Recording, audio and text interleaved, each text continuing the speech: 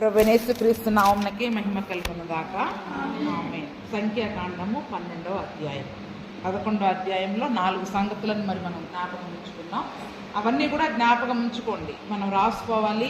ఎందుకంటే ఈ నేటి ఆత్మీయ జీవితంలో కూడా అటువంటి శోధనలు మనల్ని వెనకకి లాగివేయకుండా జాగ్రత్త కలిగి ఉండడానికి ఇవన్నీ హెచ్చరికగా పాఠాలుగా దేవుడు మనకు చెప్పాడు.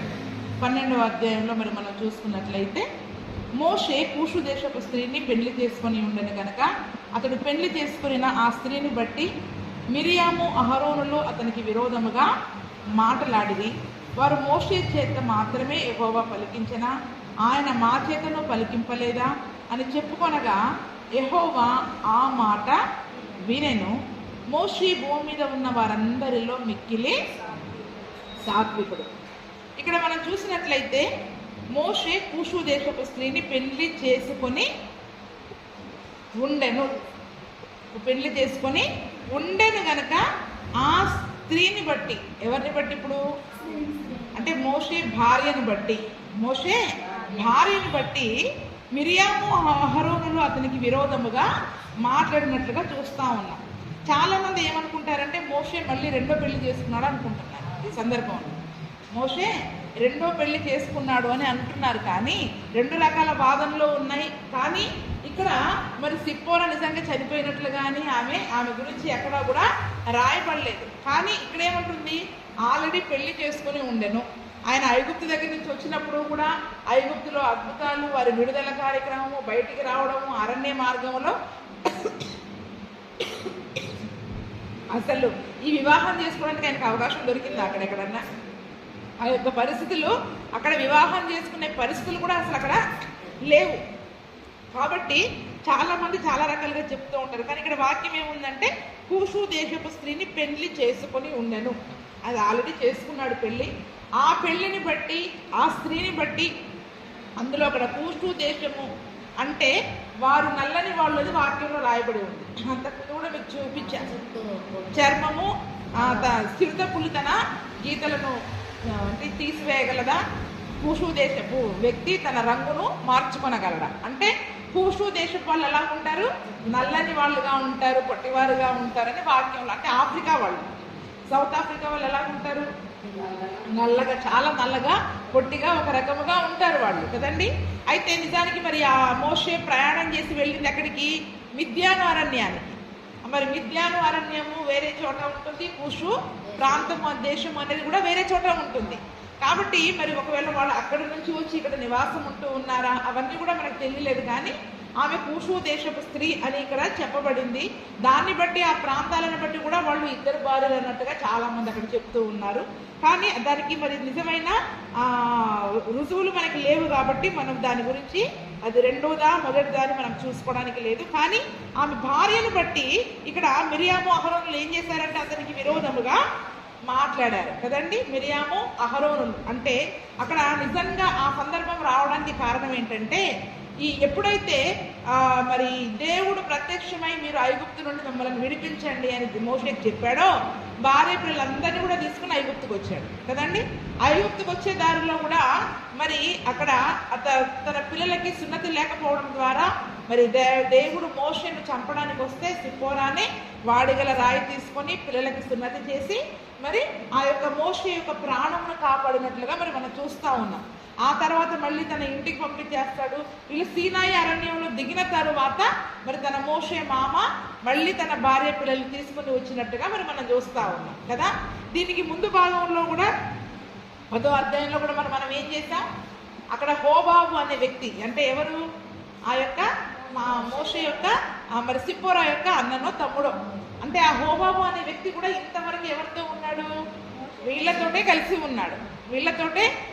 ఉన్నాడు. తన మామగారు రావడము, అతను మోషే యొక్క పని భారమును చూసి చక్కటి సలహాలు ఇవ్వడము, ఆ సలహాలు మోషే పాటించడము, ఈ హోబాబు కూడా వీరితో కలిసి ఉండడము. ఈ హోబాబును కూడా మోషే ఏమని చెప్పాడు?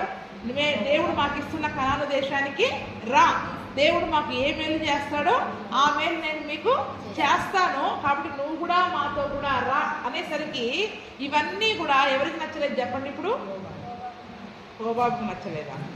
మిరియాముకి నచ్చలేదు. ఎవరికి నచ్చలేదు? మిరియాముకు నచ్చలేదు. ఎందుకు?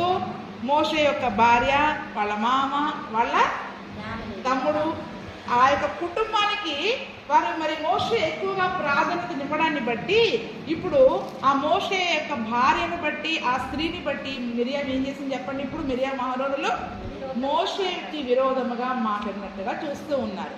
అంటే మోషే తన యొక్క భార్యకి, ఆ కుటుంబానికి ఎక్కువగా ప్రాధాన్యత ఇవ్వడం వల్ల ఇక్కడ ఈ వీరికి ఏమైంది? వీరికి మధ్యలో కొంచెం అసూయ అనేది కలిగింది. ఏం కలిగింది చెప్పండి? మేము ప్రవక్తలలో ఉన్నాము, ఆ 70 మంది ప్రవక్తలలో మేము ఉన్నాము, మేము ప్రవక్తలము, దేవుడు మాతో కూడా మాట్లాడాడు కదా. ఇప్పుడు ఆ దేవుడు మనల్ని నడిపించి చక్కగా కారణం తీసుకుని వెళ్తుంటే వాళ్ళకెందుకు ఇవ్వాలి, వాళ్ళ సలహాలు ఎందుకు వినాలి? ఇది ప్రతి కుటుంబంలో జరిగేది. ఉందా లేదా చెప్పండి? ఇప్పుడే కాదు, ఎక్కడి నుంచి ఉంది ఇది? అప్పటి నుంచి కూడా ఉంది. ఏంటి చెప్పండి? తమ్ముడి భార్య కుటుంబానికో, అన్నయ్య భార్య కుటుంబానికో, అన్నయ్య అనుకూలంగా ఉంటే లేదా తమ్ముడు అనుకూలంగా ఉంటే మనకు నచ్చుతుందా? ఎంతసేపు వాళ్ళనే చూస్తున్నాడు, వాళ్ళనే పెడతాడు. మనల్ని ఎంత చూసినా కూడా వీరి యొక్క హృదయంలో ఏం కలుగుతుంది చెప్పండి? ఎంతసేపు వాళ్ళకి అనుకూలంగా ఉన్నాడు, వాళ్ళకి చేస్తున్నాడు, వాళ్ళకి ఎందుకు మనం మేలు చేయాలి అన్నట్లుగా, వాళ్ళకి ఏదైనా డబ్బులు ఇచ్చినా వాళ్ళకి ఎందుకు ఇవ్వాలి అన్నట్లుగా మరి వీరి యొక్క హృదయం ఏమైపోయింది? వీరి హృదయంలో ఏం కలిగింది? అసూయ. దేవుడు మనకి కానాన్ని ఇస్తుంటే మనం కానానికి వెళ్ళాల్సింది, పోయి వాళ్ళని ఎందుకు వెళ్ళవాలి, వాళ్ళకి ఎందుకు ఆ మేలు చేయాలి అని ఒక రకమైన అసూయ, ఈర్ష్య. అందుకని చూడండి, అక్కడ కారణం కూడా రాశారు. తన భార్యను బట్టి, ఆ స్త్రీని బట్టి మోషేకి విరోధముగా, మోషే ఎందుకు మాట్లాడటం లేదు? మోషే ప్రవక్త కదా, మరి అతనితో మాత్రమే దేవుడు మాట్లాడా, మాతో మాట్లాడించలేదా దేవుడు అని మరి తన మీద నిందలు వేసినట్టుగా తనకి విరోధముగా మాట్లాడేసరికి దేవుడు యెహోవా ఆ మాట వినను. ఏం విన్నాడండి? యెహోవా ఆ మాట వినను. నేటికి చాలా క్రైస్తవ కుటుంబాలలో కూడా జరిగేది ఇదే. కానీ దేవునికి ఇష్టం లేనిది కూడా అదే. ఏంటి చెప్పండి? ఎందుకంటే వాక్యంలో ఒకటే మాట ఉంది, ఒకరికి విరోధముగా ఒకడు మాట్లాడదు. ఏంటి చెప్పండి? ఒకరికి విరోధముగా ఒకరు మాట్లాడవద్దు, ఒకరికి విరోధముగా ఒకడు సనగవద్దని చెప్పాడు, విరోధముగా మాట్లాడవద్దని చెప్పాడు. అందులోనూ మరి ఇప్పుడు మోషే ఎవరు? మిరియాముకి తమ్ముడైతాడు. ఏమైపోతాడు చెప్పండి? మిరియాముకి సొంత తమ్ముడే కదండి. తమ్ముడి కుటుంబంలో ఏవో జరుగుతుంటే మరి ఊరుకోవచ్చు కదా, అక్కలు చెల్లెళ్ళు ఊరుకోవచ్చు కదా. ప్రతి విషయంలో వదిన్ని, వాళ్ళ ఇంటోళ్ళని ఏదో ఒకటి అనకుండా మనం ఊరుకోం. ఎందుకంటే చాలా మంది అన్ని కుటుంబాలలో కానీ, క్రైస్తవ కుటుంబాలలో కానీ నేటికి కాస్త మంచిగా ఉన్నా ఊరుకోము, కాస్త వాళ్ళకి అనుకూలంగా మాట్లాడినా ఊరుకోము, 4 రోజులు ఊరెళ్ళినా ఊరుకోము. 4 రోజులు పోయి అక్కడ ఉన్నా కూడా వెళ్ళి ఇన్ని రోజులు ఉన్నాడు, అక్కడే ఉన్నాడు, ఇక్కడే ఉన్నాడు. చూడండి, అంటే ఇటువంటి స్వభావము అనేది ఎంత వాక్య విరుద్ధమైందో దేవుడు అందుకనే రాయించాడు ఈ సంగతి కూడా. ఎందుకని రాయించాడు చెప్పండి? వాక్య విరుద్ధమైంది. ఒకరికి విరోధముగా ఒకరు మాట్లాడద్దు. ఒకవేళ ఏదైనా తప్పు ఉంటే డైరెక్ట్గా ఆ స్త్రీతో వెళ్ళి నువ్వు చెప్పు. నీకు ఎవరి విషయంలో అయితే నీకు తప్పుగా అనిపించిందో వారితో, వాక్యంలో కూడా ఏముంది కొత్త నిబంధనలో, నువ్వు వెళ్ళి వారితో మాట్లాడు. అంతేగాని ఇంకొకరి దగ్గర పోయి మాట్లాడదు. అంతేగాని ఇంకొకరి దగ్గర వెళ్ళి మాట్లాడకూడదు. ఒకవేళ ఎవరిలో అయినా లోపము కానీ తప్పు కానీ కనిపిస్తే డైరెక్ట్గా వెళ్ళి ఆ వ్యక్తితోనే మాట్లాడండి. కానీ వారి గురించి అలా చేశారు, ఇలా చేశారు అని వారి గురించి ఇంకొకరి దగ్గర మాట్లాడితే దేవుడు ఆ మాట విన్నాడు. యెహోవా ఆ మాట విన్నాడు. చూడండి, అక్కడ ఎన్ని లక్షల మంది ప్రజలు వీళ్ళిద్దరు మాట్లాడుకుంటున్న మాటల్ని దేవుడు విన్నాడు. ఇంతమందిలో ఇంత సీక్రెట్గా మేము మాట్లాడుకుంటున్నా ఎవరు వింటారులే అని మిరియాము అన్న మాటలకి అహరోను కూడా వంత పలికాడు. అవును నిజమే, అలా చేస్తున్నాడు, ఇలా చేస్తున్నాడు మోషే, వాళ్ళకి ఎందుకు అనుకూలంగా ఉండాలి అని మాట్లాడే ప్రతి మాటను కూడా దేవుడు విన్నాడండి. ఈరోజు మనం దేవుడు వినటం లేదనుకొని రహస్యంగా మనం మాట్లాడుకునే ప్రతి మాటను దేవుడు వింటాడు. ఎందుకంటే యెహోవా యందు భయభక్తులు గల వారు కూడి మాట్లాడుచుండగా దేవుడు ఆలకిస్తాడు. ఉందా లేదా వాక్యంలో? యెహోవా యందు భయభక్తులు గలవారు ఎవరైనా సరే ఇద్దరు కూర్చొని మాట్లాడుకుంటుంటే వాళ్ళు ఏం మాట్లాడుకుంటున్నారు అనే సంగతులు దేవుడు వింటాడు. అది మంచిది కానివ్వండి, చెడ్డది కానివ్వండి. మంచిది అయితే దీవిస్తాడు, చెడ్డది అయితే తీర్పు తీరుస్తాడు. అందుకనే చూడండి, ఇక్కడ మరి ఈరోజు మన కుటుంబాలలో కూడా స్త్రీలుగా మనకి ఉండకూడని ఒక అటువంటి స్వభావము ఈ మిరియాముకున్న స్వభావం. ఏంటి చెప్పండి? అటువంటి స్వభావము ఏ కుటుంబాన్ని గురించే కానీ ఎవరికి విరోధముగా మాట్లాడదు. ఒకవేళ అనుకుని ఉండవచ్చు, దేవుని ఆత్మ నా మీద ఉంది, నేను ప్రవక్తిని కాబట్టి నాకు అనే హక్కు ఉంది, ఇంకా వయసులో అతనికంటే పెద్దదాన్ని కాబట్టి అనే హక్కు నాకుంది అని మిరియాము అనుకుని ఉండవచ్చు. కానీ అక్కడ దేవుడు మోషేని ఏర్పరచుకున్నాడు. దేవుడు మోషేని ఏర్పరచుకొని మోషేకి సహకారులనుగా అహరోనుని మిరియాముని ఉంచాడే కానీ మరి మోషేకి కంటే తక్కువగా వీళ్ళని, మోషే కంటే ఎక్కువగా మిరియాముని అక్కడ చేయలేదు. కాబట్టి తను ఒకవేళ ప్రవక్తని అయినా సరే, ఎవరైనా సరే, అభిషేకించబడిన వాళ్ళని దేవుడు ఏర్పరచుకున్న సేవకుల మీద ఒక్క మాట విరోధముగా మాట్లాడితే దేవుడు చూస్తూ మౌనంగా ఉండడు. దేవుడికి కోపము కలిగించే విషయం అది. ఏంటి చెప్పండి? దేవుడికి కోపము కలిగించే విషయము. వాళ్ళ ఇంకా చాలా మంది ఏమంటారు, ముందు నాకు తమ్ముడు, తర్వాతే సేవకుడు. ఇంకొకటి ఏమంటారు, ముందు నాకు తమ్ముడు, నా కొడుకు, నా భర్త, నా భార్య, ముందు ఈ కుటుంబ సంబంధాలను కలుపుకొని నేను ఆ సంబంధాన్ని బట్టి హక్కుతో అన్నాను అని అంటాం. కానీ ఒకసారి దేవుడు ఏర్పరచుకున్నాక, దేవుడి చేత అభిషేకించబడ్డాక వాళ్ళకు విరోధముగా ఎవరు మాట్లాడినా కూడా దేవుడు సహించాడు. దేవుడు చూశాడు, దేవుడు విని ఏమంటున్నాడు, వెంటనే మళ్ళీ ఆ స్త్రీని బట్టి మోషే మీద సరగడమే కాకుండా ఆ మోషేకి మాత్రమే దేవుడు మాట్లాడా, మాతో పలికించలేదా అని అక్కడ వాళ్ళిద్దరూ కూడా చెప్పుకున్న మాటలను యెహోవా విని మోషే భూమి మీద ఉన్న వారందరిలో మిక్కిలి సాత్వికుడు అనే ఒక మాటను కూడా అక్కడ రాస్తా ఉన్నాడు. చూడండి, అందరిలాంటి స్వభావం మోషేకి లేదంట. భూమి మీద ఉన్న వారందరిలో, అక్కడున్న వారందరిలో అని చెప్పట్లా, భూమి మీద ఉన్న వాళ్ళందరిలోనే మోషే మిక్కిలి సాత్వికుడు. అంటే మోషే లాంటి సాత్వికము కానీ, ఓర్పు కానీ, సహనము కానీ, దీర్ఘశాంతము కానీ ఎవరికి కూడా లేవు. ఎంత ఓర్చు, ఎందుకంటే అన్ని లక్షల మంది ప్రజలను నడిపించడము, ఓర్చుకోవడము అంటే ఎంత ప్రేమ కలిగి, ఎంత ఓర్పుతో సహనంతో మరి వాళ్ళని నడిపించాలండి. అందుకనే అతనిలో ఆ సాత్వికం ఉంది కాబట్టి దేవుడు అతన్ని నిర్ణయించుకున్నాడు, దేవుడు అతన్ని ఏర్పాటు చేసుకున్నాడు. అందుకనే అతనిలో ఉన్న సాత్వికమును బట్టి అతడు అంత సాత్వికుడిగా దేవుని యొక్క పరిచర్యను నడిపిస్తూ ఉన్నప్పుడు అతనికి విరోధముగా మాట్లాడిన మాటలను బట్టి దేవుడు అంటూ ఉన్నాడు, మోషే భూమి మీద ఉన్న వారందరిలో మిక్కిలి సాత్వికుడు. కాబట్టి అందుకనే ఆ సాత్వికము అతన్ని గొప్ప చేసింది. ఏం చేసిందండి? ఆ సాత్వికమే అతన్ని గొప్పగా దేవుని దగ్గర నిలబెట్టింది. ఎందుకంటే మనము కూడా సాత్వికము కలిగి నడుచుకోవాలని చాలా పత్రికలలో అపోస్తలులైన పౌలు గారు రాశారు. ఆత్మ ఫలాలలో ఒకటి సాత్వికం ఉందా లేదా? ఆత్మ ఫలాలలో కూడా ఒకటి సాత్వికము అని ఉంది. మనము సాత్వికము కలిగి ఉండాలి, ఒకరి ఎడల ఒకడము సాత్వికము కలిగి ఉండాలి. అన్నిటికంటే ముఖ్యంగా యేసు ప్రభుల వారు ఏమంటున్నారు, నేను దీన మనస్సు గలవాడను, సాత్వికుడును గనక మీ కాడు ఎత్తుకొని నా దగ్గర వచ్చి నేర్చుకోమన్నాడు. ఎక్కడ నేర్చుకోవాలి మనం ఇప్పుడు? సాత్వికము అనేది యేసు ప్రభు దగ్గరే నేర్చుకున్నాడండి. మోషేకి ఎలా వచ్చింది ఇదంతా? దేవుని దగ్గరే నేర్చుకున్నాడు. ఎందుకంటే కొండ మీద దేవునితో కొన్ని దినములు, అతను కొన్ని నెలలు అక్కడ మరి గడపడం ద్వారా దేవుని యొక్క ఆ ఓర్పును, సహనమును, ఆ ప్రేమను, ఆ సాత్వికాన్ని తను పొందగలిగాడు. కాబట్టి యేసు ప్రభు కూడా అదే అంటున్నాడు, మీకు సాత్వికం కావాలంటే నా దగ్గరకు వచ్చి నేర్చుకోండి. ఎందుకంటే భూమి మీద ఎవరిలో కూడా అటువంటి సాత్వికం లేదు. భూమి మీద ఎవరిలో కూడా అటువంటి సాత్వికం అనేది లేదు. మంచి చెప్పగలుగుతారు, కానీ సాత్వికము అనేది, ఆ నెమ్మది, ఆ నిదానము, ఆ యొక్క ఓర్పు అనేది దేవుని దగ్గర మాత్రమే మనం నేర్చుకోవాలి. అందుకని ఆయనకి స్వార్థం ఎరుగని సాత్వికుడు అంట. ఎటువంటి సాత్వికుడు అంట? స్వార్థం ఉండదండి. ఇప్పుడు ఈ మిరియాముకు ఉన్నది ఏంటి ఇక్కడ?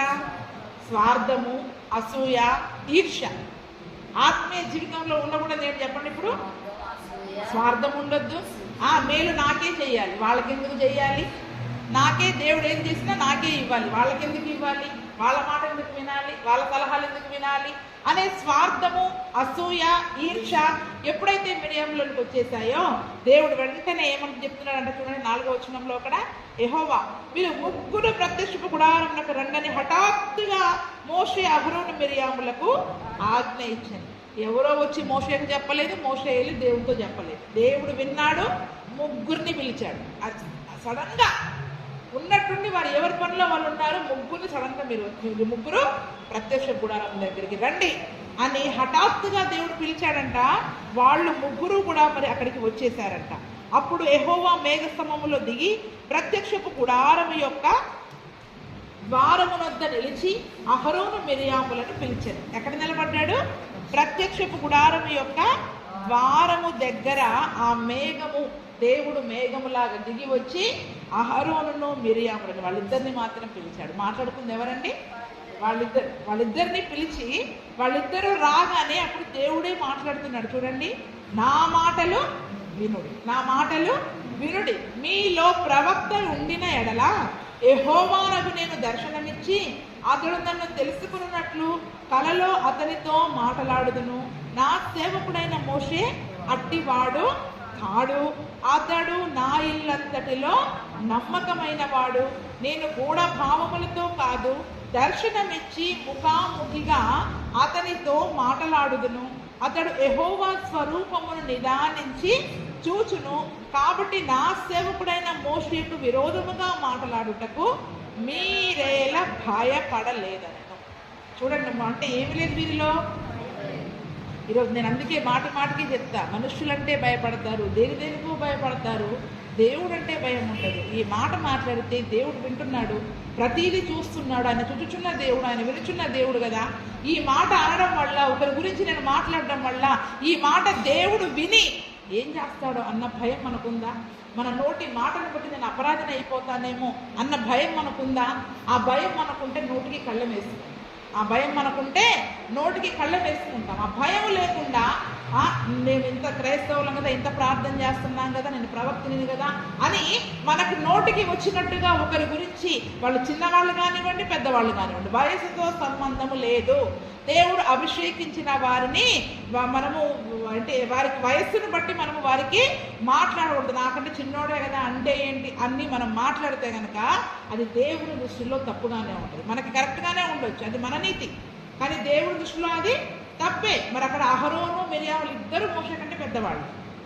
అన్నలే కదా, అక్కే కదా అంటే ఏమైంది? మనం అదే అంటాం. అంటే ఏమైంది? ఒక మాట పడితే ఏమైంది? మనం పడవచ్చు, కానీ దేవుడు పడడు. మనం పడవచ్చు, మనం ఓర్చుకోగలుగుతాం, కానీ దేవునికి అది ఇష్టం లేని పని. ఆత్మీయ జీవితంలో ఒక విశ్వాసంలో ఉండకూడని స్వభావం. అందుకనే వాళ్ళిద్దరితో అంటూ ఉన్నాడు, నా మాటలు వినండి. మీరు ప్రవక్త అని మీరు అనుకుంటున్నారు కదా, ప్రవక్తలతో ఎలా మాట్లాడతాడు దేవుడు? దర్శనమిచ్చి అతడు నన్ను తెలుసుకున్నట్లు కళ ద్వారా మాట్లాడతాడు. ఎలా మాట్లాడతాడు? దర్శనమిచ్చి. ఎలా దర్శనమిస్తాడు? కళలో దర్శనమిచ్చి మాట్లాడతాడు. ప్రవక్తలకి కళల ద్వారా దర్శనమిచ్చి లేదా దర్శన రూపకముగా మాట్లాడతాడు. వాళ్ళు ప్రవక్తలుగా ఎంచబడుతున్నారు. కానీ నా సేవకుడైన మోషే అట్టి ప్రవక్త కాదు. ప్రవక్త ఆయన కూడా ప్రవక్తే, కానీ ఇటువంటి ప్రవక్త కాదు. నేను కళలో మోషేతో మాట్లాడాను. ఎలా మాట్లాడుతున్నాడు మోషేతోడు? అతడు నా ఇల్లంతటిలో నమ్మకమైన వాడు, నేను గూఢ భావములతో కాదు, దర్శనమిచ్చి ముఖాముఖిగా అతనితో. చూడండి, చాలా మంది ప్రవక్తలకి గూఢ భావాలతో దేవుడు మాట్లాడతాడు. అంటే ఏదైనా ఒక కళని వస్తుంది, దాని యొక్క మర్మాన్ని మనం అర్థం చేసుకోవాల్సి వస్తుంది. ఓహో, దీని యొక్క అర్థం ఇదా, సమాధి కనిపించింది కళ్ళలో అంటే ఎవరు చచ్చిపోతారేమో, ఎవరైనా సమాధి పెడతారేమో, అది గూఢభావం. కానీ మోషేతో దేవుడు ఎలా మాట్లాడతాడు? డైరెక్ట్గా మాట్లాడేస్తాడు, పలానోళ్ళకి ఇది జరగబోతుంది. ప్రవక్తలకి ఎటువంటి దర్శనం ఇస్తాడు? ఎటువంటి గూఢభావం ఇస్తాడంటే ఎవరికో ఒక సమస్య రాబోతుంది, ఎవరికో ఏదో జరగబోతుంది అనేది ఉంటుంది. కానీ మోషేకి ఎట్లా మాట్లాడాడంట? డైరెక్ట్గా పేరు పెట్టి వారికి దేవుడు ఫలాని వ్యక్తికి ఇది జరగబోతుంది, ఫలాని కుటుంబంలో ఇది జరగబోతుంది, నీకు ఈ సమస్య రాబోతుంది అంటే. చూడండి, ప్రవక్తలతో మాట్లాడినట్టుగా దేవుడు మోషేతో మాట్లాడలేదు, ముఖాముఖిగా మాట్లాడాడు. ఎలాగా? ముఖాముఖిగా గూఢభావాలతో చెప్పలేదు, డైరెక్ట్గా ఉన్నది ఉన్నట్టుగా చెప్పేసేవాడు. ఉన్నది ఉన్నట్టుగా ఎవరికి ఏం జరుగుద్దో, ఎవరికైనా సమస్య రాబోతుంది అంటే ఎవరిని సిద్ధపడతాము, అది ప్రవక్తలు చెప్తారు. కానీ మోషే అంతకంటే గొప్పవాడు, దేవుని యొక్క ఇల్లంతటిలో నమ్మకమైన వాడు కాబట్టి మోషేకి మాత్రము ఆ యొక్క పేరును కానీ ఆ యొక్క పరిస్థితిని కానీ పూర్తిగా ఉన్నది ఉన్నట్టుగా దేవుడు చెప్పేవాడు. అందుకనే మోషే అటువంటి వ్యక్తి. నేను దర్శనమిచ్చి అతనితో ముఖాముఖిగా మాట్లాడా. చూడండి, నిజంగా ఇటువంటి సందర్భాలు కొద్దిమంది భక్తుల జీవితాల్లోనే మనం చూస్తాం. అబ్రహాముతో దేవుడు స్నేహితునితో మాట్లాడినట్టు మాట్లాడాడు. ఎలాగా? స్నేహితునితో మాట్లాడినట్టుగా మాట్లాడేవాడు. మళ్ళీ ఇక్కడ మోషేతోటి కూడా ముఖాముఖిగా మాట్లాడుతున్న వ్యక్తి. చాలా మంది ప్రవక్తలు అనేవాళ్ళు ఉన్నారు, దానియేలు కానీ వేరే వేరే వాళ్ళు కానీ అందరికీ కూడా మర్మాలతో కూడిన కళలను చూపించాడు. యోసేపుకు కానీ యాకోబుకు కానీ మర్మాలతో కూడిన కళలను చూపించారు. అంటే వాళ్ళు కూడా ప్రవక్తలే, కానీ వాళ్ళకి గూఢ భావాలతో కళలు దర్శనం ఇచ్చాడు. కానీ మోషేకి మాత్రం, అబ్రహాము కూడా ఏం చెప్పాడు? అబ్రహాము కూడా సొదొమ గొమొర్రా గురించి నేను నా స్నేహితుడికి ఈ సంగతి దాచిపెడతానా అని చెప్పి అతనితో దిగి వచ్చి సొదొమ గొమొర్రా గురించిన మొర చాలా గొప్పది అని చెప్పి దాని గురించి మరి సొదొమ గొమొర్రా మీదకి సమస్య రాబోతుంది, ఉగ్రత రాబోతుంది అని చెప్పినప్పుడు అబ్రహాము మరి అక్కడ ఆ లోతు గురించి అక్కడ ప్రార్థన చేసినట్టుగా మరి మనం చూస్తాము. ఒకవేళ దేవుడు చెప్పలేదనుకోండి, అప్పుడు అబ్రహాము మరి లోతును కాపాడుకునేవాడా? దేవుని సన్నిధిలో ప్రార్థించగలిగేవాడైనా? అంటే ముఖాముఖిగా అక్కడ దేవుడు మాట్లాడడం ద్వారా వారి కుటుంబాలను కాపాడుకునే పరిస్థితి. అంటే చూడండి, కొద్దిమంది వ్యక్తులను దేవుడు ఏర్పరచుకున్న వ్యక్తులని దేవుడు ముఖాముఖిగా మాట్లాడతాడు, దేవుడు డైరెక్ట్గా మాట్లాడతాడు. మేము చాలాసార్లు చెప్తా ఉన్నాం, ఎవరెవరు మాట్లాడుకుంటున్నారు, ఏ ఫోన్లలో మాట్లాడుకుంటున్నారు, ఏం మాట్లాడుకుంటున్నారు, ఎవరికి ఏ సమస్య రాబోయింది దేవుడు తప్పకుండా డైరెక్ట్గా చెప్పేస్తాం. డైరెక్ట్గా దేవుడు చూపిస్తానే ఉన్నాడు. అంటే చూడండి, దేవుడు ముఖాముఖిగా మనతో మాట్లాడుతూ ఉన్నప్పుడు వారి గురించి మాట్లాడడానికి మనం ఏం చేయాలి చెప్పండి? భయపడాలి. వారికి విరోధముగా ఒక్క మాట, వారిలో లోపం ఉంటే దేవుడు చూసుకుంటాడు. అది మీ పని కాదు, అది మీ పని కాదు, దేవుడు చూసుకుంటాడు. ఒకవేళ వారిలో ఏదైనా సమస్య ఉంటే దేవుడు వారిని సరి చేస్తాడు. కానీ వారి గురించి మాట్లాడడానికి మీరెందుకు భయపడలేదు? కీర్తన 17:15 వచనంలో కూడా చూడండి, అక్కడ ఒక చక్కని మాట అంటది. దావీదు కూడా ఒక మాట అంటాడు అక్కడ. దావీదు ప్రార్థన చేస్తూ 17:15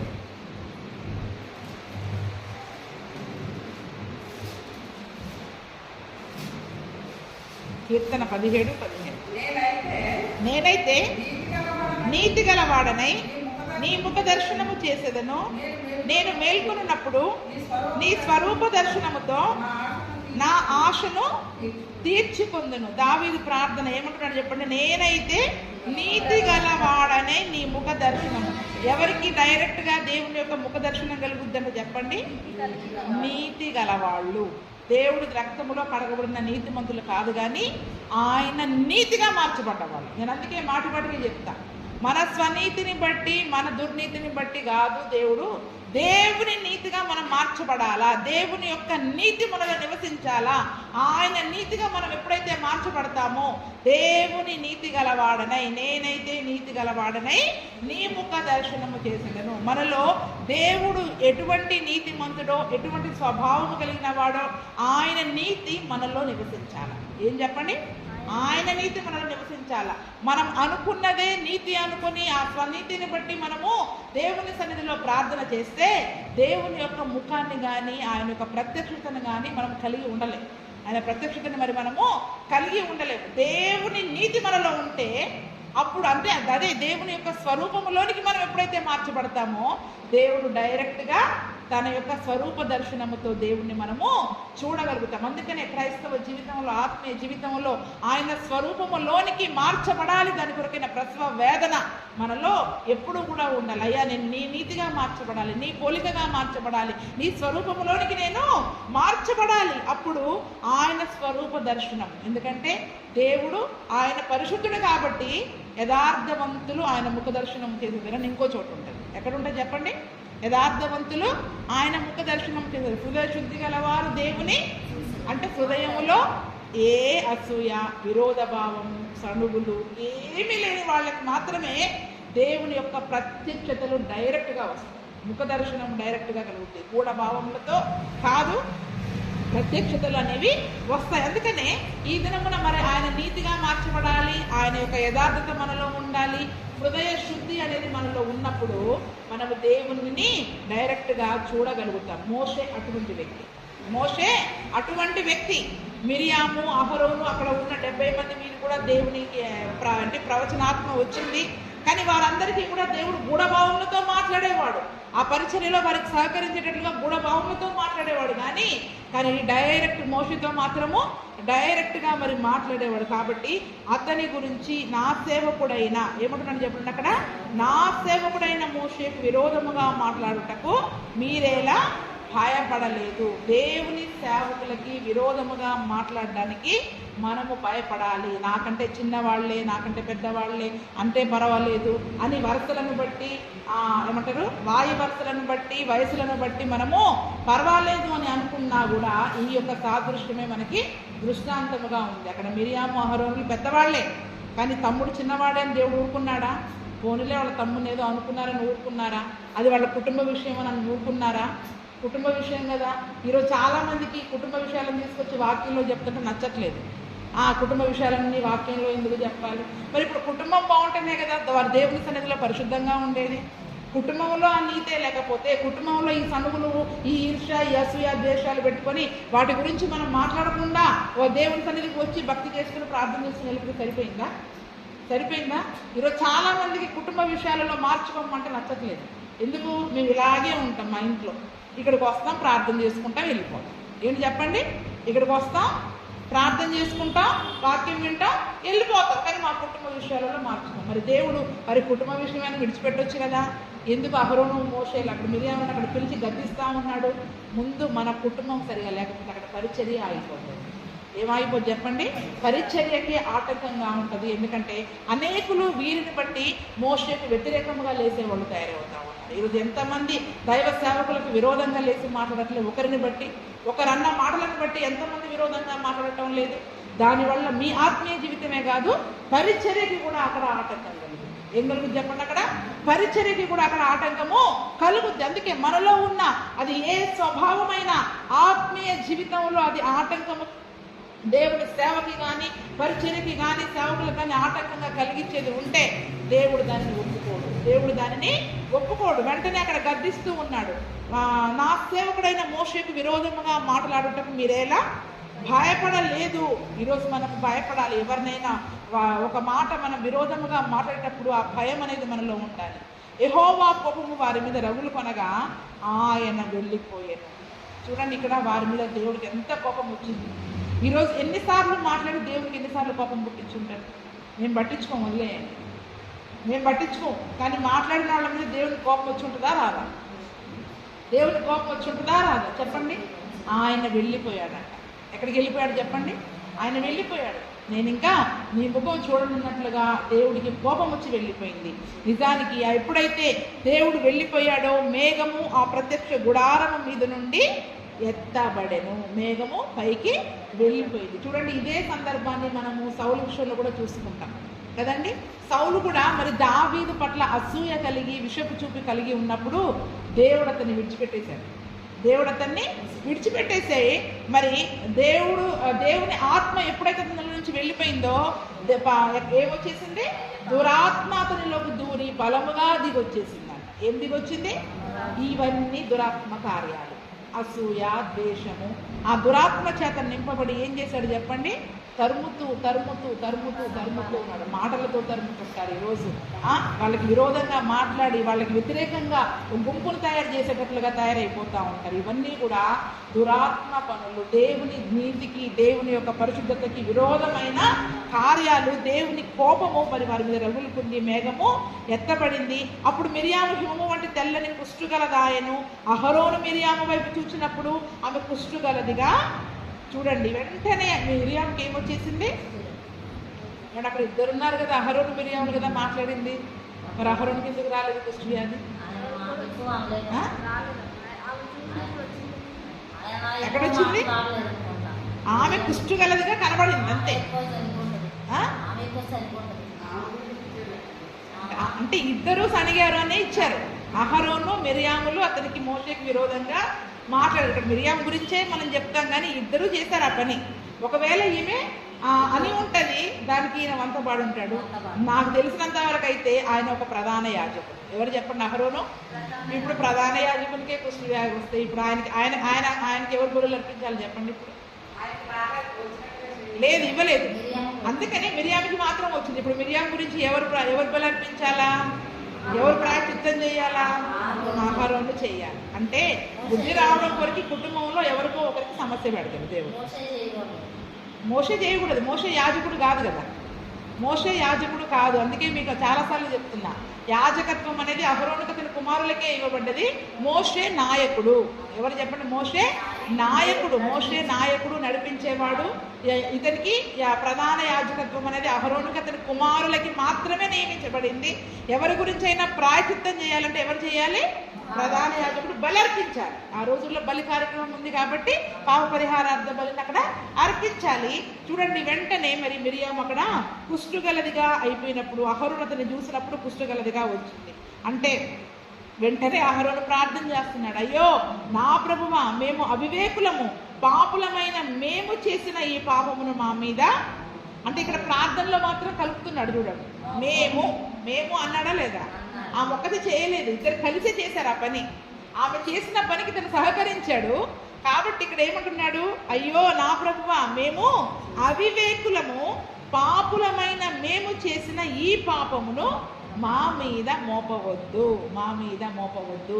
ఎందుకంటే ఆ ఇద్దరు కలిసే చేశారు. అందుకని ఏమంటున్నారంటే మా మీద ఈ పాపాన్ని మోపకండి, మిరియాము మీద మోపకండి అని చెప్పట్లేదు అక్కడ, మా మీద మోపకండి. అందుకని అవివేకముతో తొందరపడి మనము మాటలాడితే, అతిశయపు మాటలు మనం మాట్లాడితే దేవుని శిక్షను మనం కొని తెచ్చుకోవాల్సి ఉంటుంది. కుష్ఠరోగము అంటే నేను చెప్పాను, భయంకరమైన పాపరోగంతో సమానం. దేనికి సమానం అది? అందులో వాడు కుష్ఠరోగం వచ్చిన వాడు అపవిత్రుడు. కుష్ఠరోగం వచ్చిన వాడు మనం అపవిత్రులుగా మార్చబడతాం, పాప రోగముతో బాధపడతాం. ఈరోజు ఎంతమంది శరీర సంబంధమైన రోగాలతో, పాపముతో దేవునితో పోరాడుతూ ఉన్నారు చెప్పండి. అంటే దేవునికి సేవకులకు విరోధంగా మాట్లాడి, సేవకులకు విరోధంగా మాట్లాడి ఎంతమంది రోగాలు తెచ్చుకొని బాధపడట్లేదు. అంటే చూడండి, అటువంటి పాపము చేత వారు నింపబడతారు. అందుకనే కొన్నిసార్లు అటువంటి ఉద్దేశాలు, ఆలోచనలు, మాటలు, అవివేక మాటలు వచ్చినా కూడా మనం జాగ్రత్త కలిగి ఉండాలి. అందుకనే చెప్తున్నాం, మన పరిశుద్ధతను పాడు చేసేది మన నోరే. మన పరిశుద్ధతను పాడు చేసేది మన నోరే. సామెతలు 30:32 త్వరగా చదవండి. సామెతలు 30:32.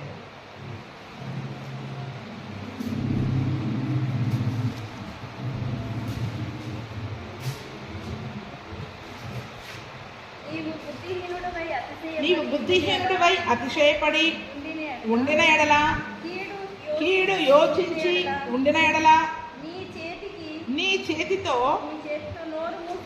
ఏమంటున్నాడు చూడండి, నీవు బుద్ధిహీనుడవై అతిశయపడి ఉండిన ఎడల. దాన్ని ఇంగ్లీష్లో చక్కని మాట ఉంటుంది, నీకు నీవే నిన్ను హెచ్చించుకొనిన ఎడల. నీకు నీవే నిన్ను హెచ్చించుకుని ఎడలా అనే అర్థం వస్తుంది ఇంగ్లీష్లో బాగుంది. నీకు నీవే అంటే మన బుద్ధిహీనుడు ఎవడంట? తను తానే హెచ్చించుకుంటాడు. ఇప్పుడు మిరియాం ఏమంది? దేవుడు మోషేతోటే మాట్లాడా? మాకు రావట్లేదా దర్శనాలు? మాకు రావట్లేదా కళలు? వాళ్ళకే వస్తున్నాయా? వాళ్ళకు వచ్చేవి అసలు వాళ్ళకు వచ్చే వాటికంటే మాకు ఎక్కువ లేవా? మేము నడిపించట్లేదా అంటున్నావా లేదా?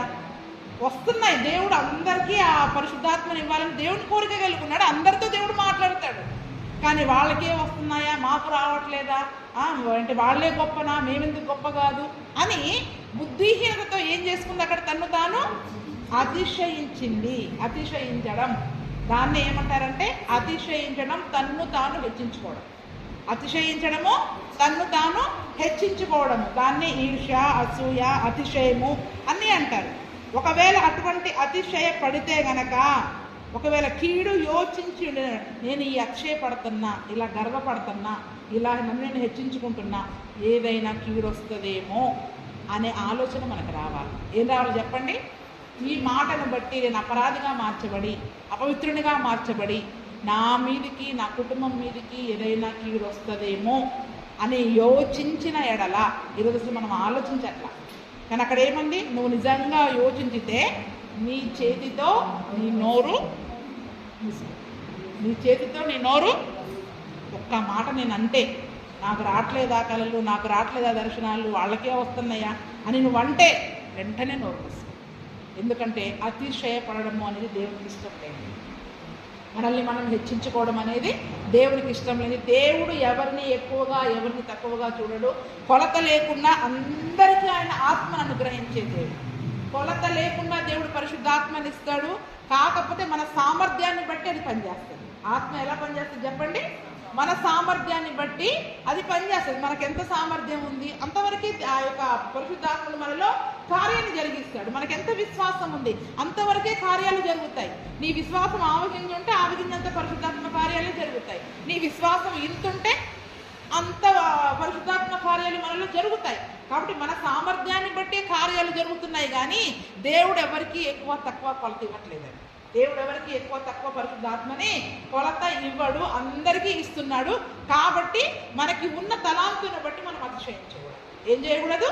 మనకున్న తలాంతును బట్టి, దేవుడు మనకిచ్చిన కృపావరాన్ని బట్టి ఇది నాకే ఉంది ఇంకొకరికి లేదు అని నువ్వు అతిశయిస్తే దేవునికి కోపం వచ్చే సందర్భం. దేవుడు మనల్ని ఏదో రకముగా, మరి ఆ మిరియాకి ఏ రకంగా అయితే అనారోగ్యంతో మొత్తాడో, మరి అటువంటి పాపరోగంతో మొత్తాడో ఆ సమస్య వస్తుంది. అక్కడ అహరోనికి రాలేదు, ఎందుకంటే అతను ప్రధాన యాజకుడుగా ఉన్నాడు. అతను ఇతని నిమిత్తమై ఇప్పుడు ప్రార్థన చేయాలి. ఇప్పుడు ప్రార్థన చేసేది ఎవరు? అహరోన్. అయ్యా మేము అవివేకులమయ్యా, అవివేకంతో ఈ పాప పని చేసాం, అవివేకంతో మాట్లాడుకున్నాం.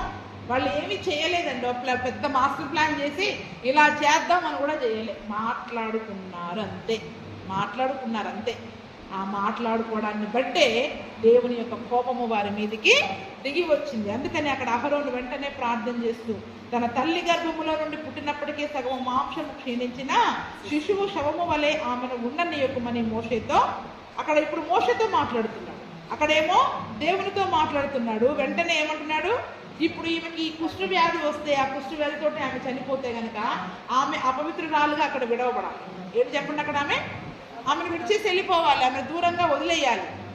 అందుకే మోషేతో అంటున్నాడు, తల్లి గర్భములో నుండే సగము మాంసము క్షీణించిపోయిన శిశువు శవము వలె అయిపోయిందంట ఆమె శరీరం. ఎట్లా అయిపోయిందంట?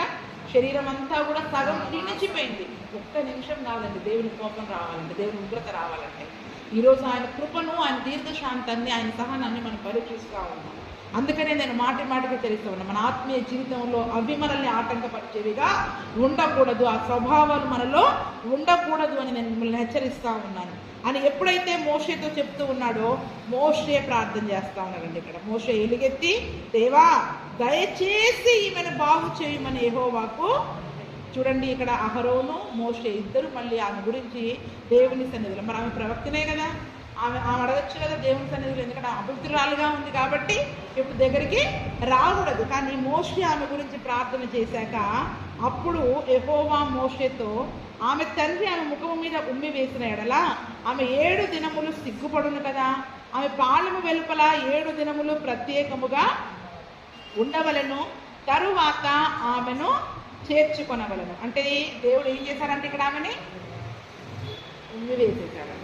ఏం చేశారంటే చెప్పండి? తండ్రి నిజముగా మొహం మీద వస్తే దూరంగా వెళ్ళిపోద్ది కదా కూతురు, కొన్ని రోజులు దూరంగా ఉంటారు కదా. నేను ఇప్పుడు అదే పని చేశాను కాబట్టి ఆమెను 7 దినాలు, కుష్ఠరోగం వచ్చిన వ్యక్తి ఎన్ని రోజులు ఉండాలి పాలెం వెలుపల? 7 దినాలు ఉండాలి. ఆ 7 దినములు ఆమెను పాలెం వెలుపల ఉంచండి అని ఆ శిక్ష మాత్రము అక్కడ ఖచ్చితంగా ఉంది. చూడండి, ఒకరికి విరోధముగా, సేవకులకి విరోధముగా, సొంత ఇంటి వారే కానీ ఎవరే కానీ మనం మాట్లాడినా దేవుడు తన నోటి నుండి మనల్ని ఉమ్మివేస్తాడు. ఏం చేస్తాడంట? దేవుడు తన నోటి నుండి ఉమ్మివేస్తాడు. అదే మాట ప్రకటన గ్రంథంలో ఉంది. ఏమనుంది? 3:16 చదవండి. 3:16 అదే ఆ మాట గుర్తుంది. ఎందుకు ఉమ్మివేస్తున్నాడు అనేది గుర్తు రావట్లేదా? ప్రకటన 3:16 వెచ్చగానైనను చల్లగానైనను ఉండక నులివెచ్చగా ఉన్నావు గనక నేను నిన్ను నా నోట నుండి ఉమ్మి వేయ. ఎందుకు ఉమ్మి వేస్తున్నాడంట? నులివెచ్చని ఆత్మీయ జీవితానికి గుర్తిది. ఏంటి చెప్పండి? నులివెచ్చని ఆత్మీయ జీవితం మనలో ఉంటే పరిశుద్ధత అయినా ఉండాలి, లేదా అసూయ అయినా ఉండాలి. ఉంటే నీతైనా ఉండాలి, లేదా ఈర్ష్యైనా ఉండాలి. రెండు ఒక చోట ఉండవు. నేను పరిశుద్ధంగా ఉన్నా, ప్రవక్తనిగా ఉన్నాను, మళ్ళీ నేను ఎన్నైనా మాట్లాడతా, ఎన్నైనా అంటా, ఎవరి గురించి అయినా మాట్లాడతా, నాకు హక్కు ఉంది, అధికారం ఉందంటే దేవుడు దాన్ని ఒప్పుకోడు. అది నులివెచ్చని ఆత్మీయ జీవితానికి సూచన. ఏంటి చెప్పండి? ఇప్పుడు ఎప్పుడు ఒకసారి ఆలోచించుకుంటే మనం భక్తిగా ఉంటూ ఎన్ని మాట్లాడుతున్నాం, ఎన్ని సన్నుతున్నాం, ఎన్ని చేస్తున్నాం. ఈరోజు మన భక్తి చల్లగా ఉందా, వెచ్చగా ఉందా, నిలువెచ్చగా ఉందా? ఎలాగుంది? నులివెచ్చగానే ఉంది. ఎందుకంటే మన సొంత ఇంటిలో ఎవరిని కూడా మనం ఓర్చుకోలేము, ఒకరిని ఓర్చుకోలేము. తమ్ముడు భార్యను ఓర్చుకోలేము, అన్న భార్యను ఓర్చుకోలేము, ఎవరిని ఓర్చుకోలేము. మళ్ళీ వాళ్ళ గురించి ఎవరిని అంటాం? అభిషేకించబడిన దైవ సేవకులు. ఏమని చెప్తారు చెప్పండి? అభిషేకించబడిన దైవ సేవకులు. దావీదు ఎంత భయపడ్డాడు, దేవునికి భయపడ్డాడంట. సౌలు దూరంగా పారిపోతూ దేవుని, ఎందుకంటే అభిషేకించబడిన వాడు. అందుకనే ఇప్పుడు మనము కూడా ఎవరికి విరోధముగా ఒకరు మాట్లాడుకోకూడదని దేవుడితో చెప్తున్నాడు. మనం అందరం ఎవరి సొత్తు? ఇప్పుడు మనం అందరం ఎవరి సొత్తు? అవును. ఇప్పుడు నన్నంటే దేవుని కోపం రాదా? మిమ్మల్ని అంటే దేవుని కోపం రాదా? నేను మీ గురించే కోపపడ్డా, ఇంకొకరి దగ్గర పోయి చెప్పా, దేవుని కోపం వస్తుందా రాదా? వస్తుంది. అందుకే ఎవరి గురించి మనం అందరం దేవుని సత్తా ఉన్నప్పుడు, ఆయన పిల్లలమై ఉన్నప్పుడు, ఆయన పిల్లలమైన మనము ఒకరి మీద ఒకరు చెప్పుకుంటా ఉంటుంటే దేవునికి ఎందుకు కోపం రాదు? నా బిడ్డ గురించి అట్లా ఈమె ఇంకొక దగ్గర చెప్తుందా? దేవునికి కోపం వస్తుందా రాదా? అందుకే మన సంఘంలో ఉన్న ఎవరి గురించే కానీ, కుటుంబంలో ఉన్న ఎవరి గురించే కానీ మన నోటి నుంచి ఒక విరోధమైన మాట అనేది మన ఆత్మీయ జీవితంలో రాకూడదు. క్రైస్తవులుగా ఉన్న వారిలో ముఖ్యంగా అసలుకే రాకూడదు. అది నులివెచ్చని ఆత్మీయ జీవితానికి గుర్తు. దేవుడు నోట నుండి ఉమ్మి వేస్తానని అక్కడ ఖచ్చితంగా చెబుతూ ఉన్నాడు. 15వ వచనం చూడండి. కాబట్టి మిరియాము 7 దినములు పాలెము వెలుపలనే గడిపెను. మిరియాము మరలా చేర్చబడి వరకు జనులు ముందుకు సాగరైరి. తరువాత జనులు హదేరోతు నుండి సాగి పారాను అరణ్యములో దిగిరి. ఇప్పుడు ఈమె 7 రోజులు పాలు వెలుపల ఉంది. మేఘం విడిచి పైకి వెళ్ళిపోయింది. నిజానికి మేఘం పైకి వెళ్ళిపోతే వీళ్ళ ప్రయాణం ఏంటి? ఆగిపోవాలి, సాగిపోవాలి. మేఘం ఉంటే ఆగిపోతారు గుడారాలు వేసుకొని. మేఘం పైకి వెళ్ళిపోతే వీళ్ళు గుడారాలు విప్పి, మందిరాన్ని విప్పి ఆ ప్రయాణాన్ని జరిగించాలి. కానీ ఇప్పుడు దేవుడు వెళ్ళిపోయాడు. ఎందుకు వెళ్ళిపోయాడు? కోపంతో వెళ్ళిపోయాడు. కోపంతో నేను మీ మధ్యలో ఉండను వెళ్ళిపోయాడు. మళ్ళీ తిరిగి ఆ మేఘం వచ్చి వెళ్ళేదాకా వీళ్ళు ఏం చేయాలి చెప్పండి? అక్కడ మళ్ళీ అంటే వీళ్ళు అపవిత్రులు పవిత్రులుగా మార్చబడే వరకు ప్రయాణం ఏమైంది చెప్పండి? ఆత్మీయ జీవితంలో ఎదుగుదల ఏమైపోద్ది? అంటే ఇప్పుడు ఆత్మీయ జీవితంలో మనం ఎందుకు సంపూర్ణతలోకి వెళ్ళలేకపోతున్నాం? ఇవన్నీ మనల్ని ఏం చేస్తూ ఉన్నాయి? ఒక్కొక్క చోట ఆపేసి కింద పడేస్తూ ఉన్నాయి. ఒక్కొక్క చోట ఆపేసి మనల్ని కింద పడేస్తుంది. మనం దులుపుకొని సరి చేసుకొని ఆ వాక్యం ద్వారా మనల్ని మనం సరి చేసుకొని, వాక్యం సరి చేసినా మనం సరి చేసుకుంటున్నామా? మనం ఒప్పుకోమా? మనదే కరెక్ట్. ఏం కరెక్ట్? మనది మనకే కరెక్ట్. దేవుడు సరయ్యేదాకా ఆపుతాడు మన ఆత్మీయ ఎదుగుదలని. ఎప్పటివరకు ఆపుతాడు చెప్పండి? సరయ్యేదాకా ప్రయాణము ముందుకు సాగదు. కొద్దిమంది ఇప్పుడు సరి చేసుకున్న వాళ్ళు ముందుకు వెళ్ళిపోతారు, సరి చేసుకున్న వాళ్ళు అక్కడే ఆగిపోతారు. అందుకనే మొదటి వాళ్ళు మొదటి వారు ఎందుకు అయిపోతారంటే ఆత్మీయ జీవితంలో సరి చేసుకోకుండా మరి ఆగిపోయిన వాళ్ళు అక్కడే ఆగిపోతారు. మనం ఆత్మీయ జీవితంలో ఎదుగుదల అనేది ఎందుకు రావటం లేదు, సంపూర్ణత అనేది ఎందుకు రావటం లేదు అంటే మనం ఇంకా సరి చేసుకోకుండా చాలా విషయాలలో అది మనకి సరి అని మనం అనుకుంటూ ఉన్నాం. కానీ దేవుని వాక్యం తట్టు చూడట్లేదు. వాక్యం ఏమంటుంది? వాక్యం మనల్ని సరి చేసుకోమంటుందా, ఇది సరి అంటుందా అనే దాన్ని మనం గమనించలేకపోతా ఉన్నాం. ఎప్పుడైతే మళ్ళీ మిరియాము పాళెంలో చేర్చబడిందో అప్పుడు వాళ్ళు హజరోతు నుండి సాగి పారాను అరణ్యంలో దిగారు. అప్పుడు సాగారండి మళ్ళీ ముందుకు ప్రయాణం. హజరోతు నుండి ప్రయాణమే అంటే వీళ్ళు ఎక్కడికి వచ్చారు? కిబ్రోతు హత్తావా నుండి హజరోతుకు వచ్చారు. హజరోతులో ఇంకో సందర్భం జరిగింది. ఈ హజరోతు నుంచి మొదలై మళ్ళీ ఎక్కడికి వెళ్ళారు? ఇప్పుడు వాళ్ళు పారాను అరణ్యములో. అంటే వాళ్ళు పారాను అరణ్యము విశ్రాంతి విడిదని చెప్పారు. కానీ ఈ మధ్యలోనే ఇది జరిగాయి. అర్థమైందా ఇప్పుడు మీకు? అసలు పారాను అరణ్యములకు వచ్చే లోపే అంటే ఈ 3 రోజుల ప్రయాణంలోనే ఏం జరిగినాయి? ఇవన్నీ కూడా 3 రోజుల్లోనే ఇవన్నీ జరిగిపోయినాయండి. వాళ్ళు అంటే పారాను అరణ్యానికి 3 రోజుల ప్రయాణం చేశారని చెప్పబడింది. దానికి ముందులోనే ఇంకా నిజమైన పారాను రాక మునిపే ఈ మాటలు ఇది అంటే చూడండి, ఒక ధర్మశాస్త్రము, దేవుని ప్రత్యక్షత, దేవుని మందసము అన్నీ మన మధ్యలో ఉండేసరికి మనలో ఏం పెరిగిపోద్ది? మనం చాలా నీతిమంతులము, పరిశుద్ధులము అని మనకు నచ్చినట్టు ప్రవర్తిస్తూ ఉంటాం. అందుకనే సాత్వికము, దీర్ఘశాంతము, ఆ ఓర్పు, సహనము మోసేలాగా కలిగి ఉండాలి. కానీ దేవుడిచ్చిన తలాంతులను బట్టి, కృపను బట్టి మనము విర్రవీగి ఒకరికి విరోధముగా మనం మాట్లాడితే అటువంటి అసూయ, ఈర్ష, ద్వేషము, ఓర్చుకోలేని తత్వము ఇవన్నీ కూడా మనలో ఉంటే, నులివెచ్చని ఆత్మీయ జీవితము మనలో ఉంటే దేవుడు తన నోట నుండి మనల్ని ఎమ్మి వేసేస్తాడంట. ఇది చాలా భయంకరమైన విషయం. ఇవన్నీ నిజానికి ఇవన్నీ కూడా చాలా భయంకరమైన సంగతి. అందుకనే మరి దేవుడు మోషేలాగా మనలో ఉండమంటున్నాడు. మోషే యేసు ప్రభువుకి ముంగుర్తంట. ఏంటంట? ఎందుకంటే మోషే లాంటి సాత్వికం మళ్ళీ యేసు ప్రభు లాంటి సాత్వికం మోషేకే ఉంది. కాబట్టి భూమి మీద ఉన్న వారందరిలో మిక్కిలి సాత్వికుడు మోషేనే. అటువంటి వ్యక్తి గురించి మీరు ఎలా మాట్లాడారు? ఈరోజు మనం కంటికి కనిపించిన దాన్ని బట్టి మాట్లాడతాం, కానీ దేవుడు చూసేది వేరండి. దేవుడు కనిపించేవి వేరు. కాబట్టి ఆ దినమున మరి మోషే కుటుంబాన్ని బట్టి, భార్యను బట్టి, మోషేకి వ్యతిరేకముగా మాట్లాడిన మిరియాము యొక్క జీవితంలో మరి ఎటువంటి భయంకరమైన ఆ దేవుని కోపానికి మరి వారు గురయ్యారో, ఆ కోపాన్ని నేడు మన జీవితంలో మనం తెచ్చుకోకుండా జాగ్రత్త పడాలి. మన ఆత్మీయ జీవితంలో ఆ కోపానికి గురైపోకుండా, దేవుని కృపకి దూరం అయిపోకుండా. ఇప్పుడు ఏం దూరం అయిపోతుంది చెప్పండి? మనకి దేవుని కృప దూరం అయిపోతుంది. దేవుడు మనల్ని విడిచిపెట్టేసి వెళ్ళిపోయే పరిస్థితి వస్తుంది. మిరియాములాగా భయంకరమైన రోగాలు, శ్రమలు, శోధనలు మన కుటుంబంలో మనకి వచ్చే అవకాశం కూడా ఉంటుంది. కాబట్టి మనం బహు జాగ్రత్త కలిగి అటువంటి ఆత్మీయ మెట్టు దగ్గర ఎక్కడైతే మనం పడిపోతున్నామో మరి మనం పడిపోకుండా బహు జాగ్రత్త కలిగి జీవించడానికి మనకి దృష్టాంత్యాలుగా ఇవన్నీ కూడా దేవుడు మన కొరకు రాయించాడు.